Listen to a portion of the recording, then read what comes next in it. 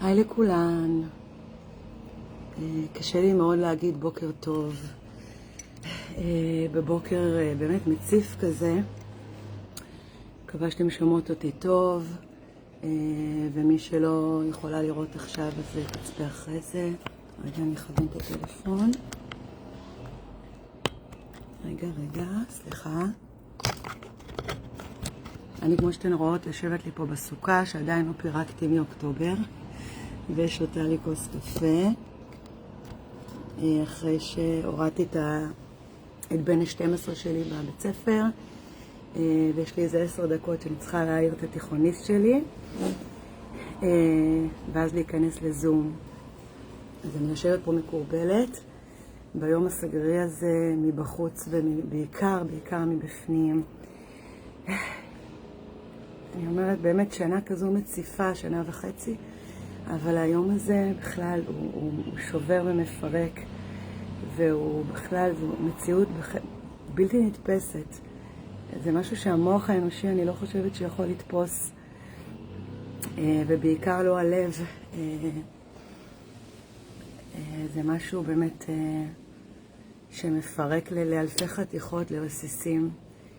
ואני באמת אומרת שאני חושבת שצריך להמציא שפה, בשפה העברית, שפה חדשה, מינוחים חדשים לכאב שאנחנו, ולצער התהומי באמת שכולנו חווים היום. אני באמת מרגישה שאני, וואו, קשה לי לבלוט, רוק אפילו, והייתי רוצה ככה באמת לשתף פה וגם לשמוע אתכן, ופשוט לאפשר כזה מרחב לכולנו קצת לפרוק את התחושות האלה. זה כל כך מרגיש דחוס, עננה דחוסה כזאת באוויר.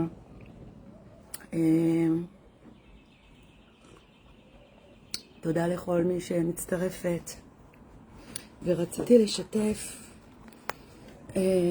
לשתף אתכן ככה קצת בסיפור האישי שלי, ובנקודות שבי זה נוגע בחיים שלי. גם הסיפור של אלי שרבי שחזר מלא הגיהנום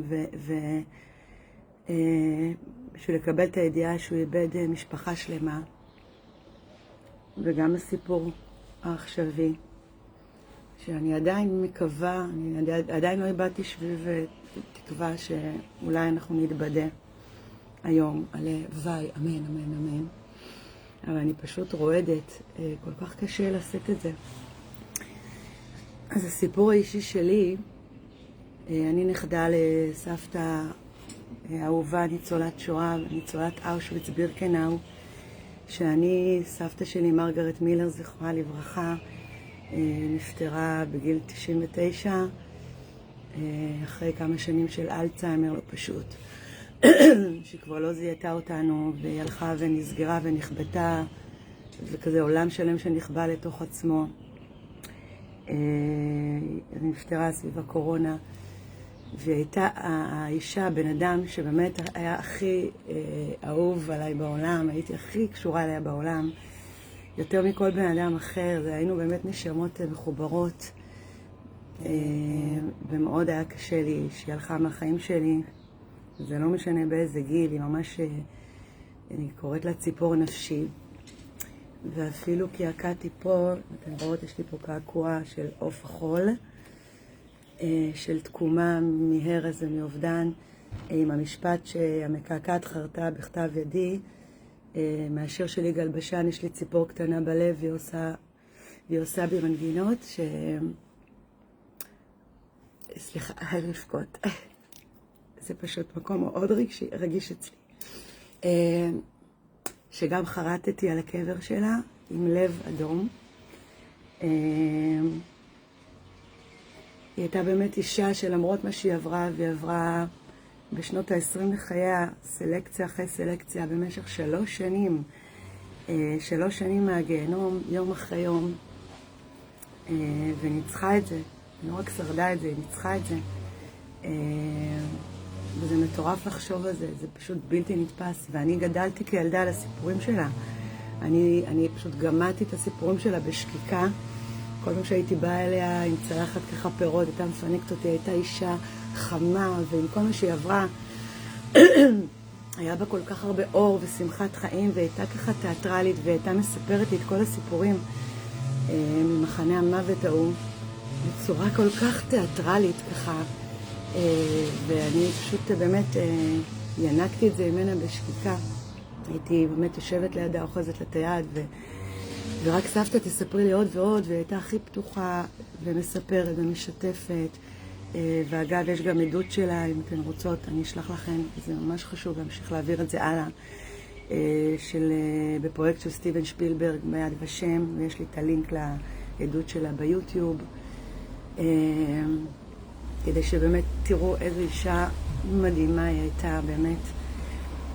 אז סבתא שלי חזרה להריסות, לידת סלובקיה, היא חזרה לסלובקיה אחרי שהיא שוחררה מהמחנה, מאושוויץ בירקנאו, וכעבור זמן מה, אני לא יודעת בדיוק כמה זמן, היא פגשה את סבא שלי, שהיה מבוגר ממנה ב-14 שנים, והוא איבד אישה ו4 ילדים בשואה הארורה הזאת, האכזרית. ואמא היקרה שלי, ואחרי, ובחלוף הזמן נולדה להם בת ראשונה, שזו דודה שלי, שם ברטיסלבה בסלובקיה, וכשהם עלו לישראל, אז אמא שלי היקרה נולדה בשנת 1950. אז אמא שלי ואחותה לא ידעו מעבר של אבא שלהם, של סבא שלי. הוא ככה מאוד שמר על פסון, ולא סיפר להן, לא רצה ככה לערער את המציאות שלהן. אבל יום אחד אמא שלי מצאה איזו תמונה קטנה בארון שהוא החביא בנעל או בכיס של המעי, לא זוכרת בדיוק. הנה, אני רואה את אמא שלי פה צופה, עלתה פה, אמא, תספרי אם את יכולה לספר, תכתבי בתגובות איך גילית את התמונה הזו. מקווה שאתם שומעות אותי, כי מישהו פה פוצר פה את הדשא.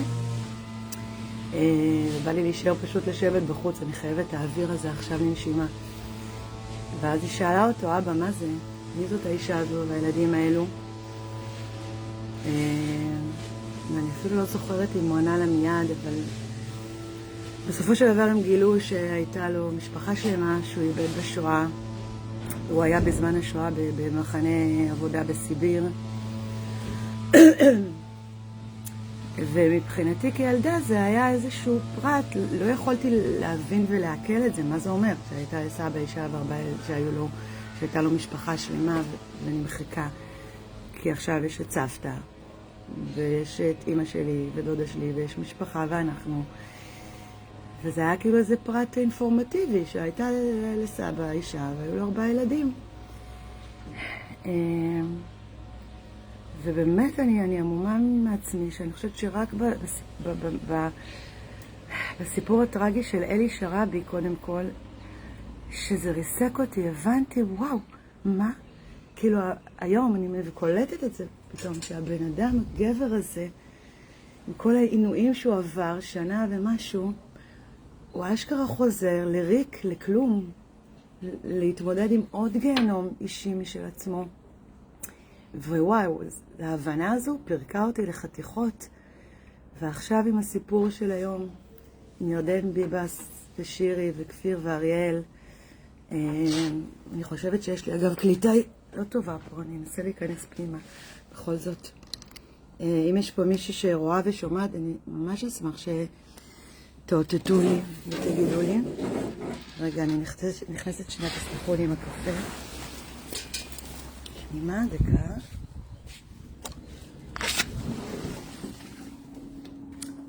אז זה פתאום מקבי, באמת, שאיך אפשר להמשיך חיים ככה, איך סבא שלי אשכרה המשיך לחיות כאילו כלום, זה לא כאילו כלום, שהוא נושא בתוכו את הפצע הזה, הנוראי הזה, הבלתי נתפס הזה, שאף בן אנוש באמת לא יכול לתפוס את זה, אי אפשר לתפוס את זה. והרים פה כאילו אשכרה מריק לתקומה, וסיפור של תקומה ותקווה, וחיים חדשים, ואנחנו פה נוצרנו על הקרעים האלו, על הדבר הזה, שאם לא זה לא היה קורה, אנחנו לא היינו פה היום. אני, אחותי, אח שלי, 4 הבנים שלי, זה מטורף שהוא פשוט הקים חיים חדשים מחדש, ובזכות זה אנחנו פה היום. זה מטורף לי לחשוב על זה, ולכן הסיפורים האלה כל כך מצמררים אותי ונוגעים לי ללב באופן שאני פשוט, אני לא יודעת אם אני צריכה למצוא, אני מגמגמת את המילים להסביר את זה ולתאר את זה. תכף אני צריכה להעיר את הבן שלי, אז אין לי הרבה זמן, אבל לא יודעת, אני פשוט קשה למצוא את המילים היום לתחושות הכבדות, הקשות, הבלתי נתפסות שאני חווה. אני באופן אישי, ואני בטוחה שגם אתן. זהו, אז אני רק רציתי ככה לשתף אתכם בנגיעה קטנה היום. יום כבד, באמת, קשה להגיד בוקר טוב, יום טוב. ועדיין, זו לא קלישאה שאני יודעת שהמורשת של סבתא שלי והמוטו לחיים שהיא התוותה לי והשאירה לי פה, אני פשוט רועדת, סליחה, אני מנסה למצוא את המילים. באמת האור הזה שהיה בה, זה לא סתם, זה איזה אור כאילו מטורף, עוצמתי, אור החיים, איזה שרביט של חיים, של עוצמה, שלמרות הכל היא הייתה אישה של החיים, והיא תמיד צחקה ותמיד התפקעה מצחוק, וצחוק מתגלגל כזה, והראתה לנו כאילו את האור של החיים, את האופטימיות, את התקווה, את הטוב, באמת את נקודות החיוב, לא סתם, אז לא ידעו מה זה חשיבה חיובית וזה, היא הייתה חלוצה של זה, של הפילוסופיה, פילוסופיית החיים הזאת. וזה השביל שהיא ככה סללה לי לדרך החיים הזו, פה, מאז ועד היום, שהיא כבר לא בחיים שלי, אבל היא לנצח תישאר באמת בלב שלי, בכל רגע ורגע. וברגעים כאלה אני באמת, יש לי פלאשים על המשקפיים. ברגעים כאלה, באמת, בכלל בחיים שלי, שאני נגיד הייתי במצבים ככה לא פשוטים ומאתגרים, ושבן אדם באמת מגיע ככה למקומות מאוד חשוכים, לתאומות, ולאתגרים לא פשוטים שהתמודדתי איתם. תמיד ראיתי איזה ניצוץ כזה של אור שם איפשהו בחוץ, או איזה יד מושטת שאומרת לי, נטלי, הנה תראי את האור, יש פה מגדלור מהבהב, יש פה מגדלור, ובזה כל הזמן נאחזתי, וזה משהו שתמיד נותנת לי להאחז, ובסופו של דבר אני אומרת, זה לא איזשהו אור חיצוני, זה האור מתוכי, זה היד המושטת מתוכי, להושיט לעצמי יד ולהגיד לי, הנה, קחי, יש לך יד בטוחה לאחוז בה, ויש לך איזשהו קרן אור שמאיר סביבך, תראי את זה, צובבי שנייה את העיניים פנימה. אני מחזיקה את המצלמה והיד שלי רועדת, סליחה. ובאמת אני חושבת שזה מה שתמיד חיזק אותי ואפשר לי להמשיך לצעוד פה את הדרך הזו, לקחת אוויר, ובאמת לחשוב שלמרות כל הקושי הבלתי נתפס והרוע והאכזריות סביבנו, וזה מילים שאני פשוט, אין מילים, כמה שאנחנו נגיד, זה מילים, אבל אי אפשר לתאר את באמת המציאות הזאת, שאני חושבת שבשום סרט של פסיכודלי מטורף, אף במאי הכי באמת לא יכל היה ליצור סצנריו כזה. מי חשב על זה שאנחנו נהיה במציאות כזאת באמת בלתי נתפסת?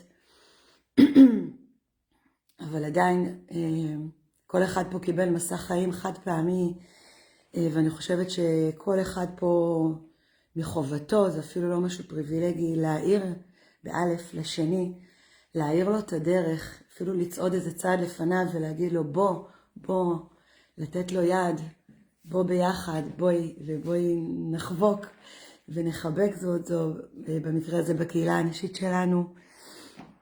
אני רואה שיש לי אינטרנט חלש, אני מקווה באמת שהלייב הזה יעבור, ואתם תראו אותי, כי זה מה זה חשוב לי להביא את זה כאן לידי ביטוי. באמת בשביל כל מי שזקוקה לזה, ואין לי ספק שהרבה פה זקוקות למילים האלו היום. הרבה פעמים שאני מחזקת אחרות, אני גם מחזקת את עצמי, אז זה כזה באמת give and take כזה. באמת לי לנסות לראות או ליצור את קרן האור הזאת, את קרן השמש הזאת, גם בימים כאלו אפלוליים וחשוכים, מבחוץ, מבפנים. אז תנסו באמת למצוא את זה, להתחזק, לחזק. כשאתן מחזקות אחרות, אתן גם מתחזקות. זה עובד ככה באנרגיה של היקום, זה הדדי, זה באמת הרקמה האנושית אחת שאנחנו.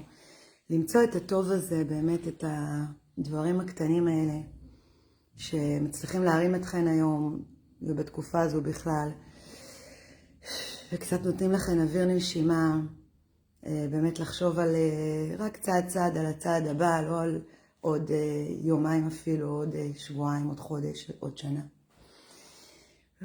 זהו, זה מה שאני מצליחה להוציא ממני היום, והיה לי באמת חשוב קצת להוציא את זה ממני ולשחרר. ובאמת אני רוצה לחזק את כל מי שזקוקה לזה היום, לתת לכם קצת אור, קצת תקווה, שאנחנו נקום מזה ונתחזק, וכמובן שלא נשכח לרגע אחד, ונמשיך הלאה בכל הכוח והעוצמה. זהו.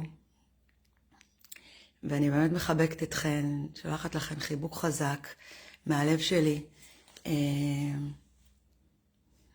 וזהו. נשיקות.